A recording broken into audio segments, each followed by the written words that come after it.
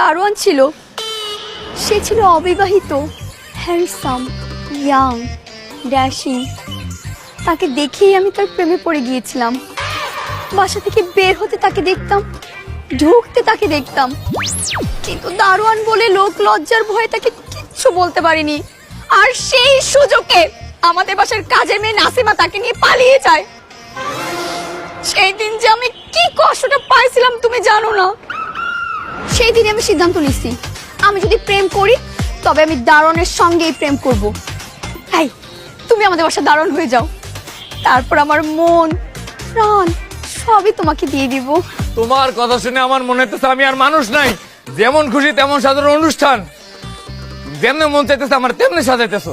ঠিক আছে, আমরা সৈয়দ বংশের ছেলে, আমরা হচ্ছে কি সাচ্চা প্রেমিক। তোমার মন পাওয়ার জন্য যেহেতু তোমাদের বাড়ির দারোয়ান হইতে হবে, যাও। আমি আজকে থেকে তোমার